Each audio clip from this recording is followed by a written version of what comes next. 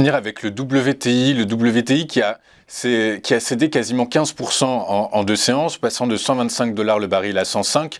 Ce matin, il se ressaisit puisqu'il est en légère croissance. Comment se positionner, Jean-Bernard, sur le WTI? Alors là, c'est vrai qu'il y a une donne qui a changé. Après, on a vu cette envolée spectaculaire d'il y a quelque temps. Et donc, cette baisse-là qu'on voit depuis 2 séances est due à principalement un communiqué de la Russie laissant entendre qu'elle n'a pas l'intention de rompre ses engagements concernant l'exportation de gaz et du pétrole. Donc, elle va continuer à exporter, à honorer ses contrats. Donc, ça a été un ouf de soulagement. Les États-Unis, quant à eux, qui n'importent pas beaucoup, je crois qu'ils importent environ 7% de leurs besoins pétroliers de la Russie, mais ils sont en même temps en négociation avec l'Iran. Il faut rappeler que voilà, il y avait un contexte avec le nucléaire avec l'Iran. Là, ils sont en train de négocier pour avoir du pétrole iranien et aussi avec le Venezuela afin de combler ce manque venant de la Russie.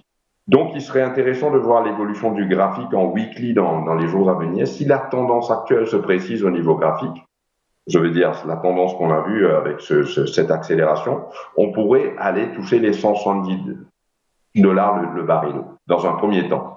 Mais voilà, je veux dire qu'avec ce communiqué de la Russie,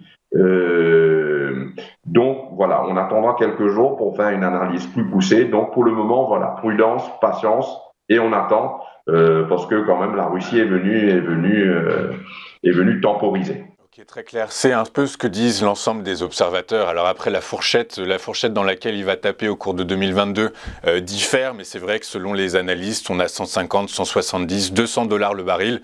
Donc en fait, tout le monde s'accorde à dire la probabilité qu'il prenne, qu'il grimpe est très importante.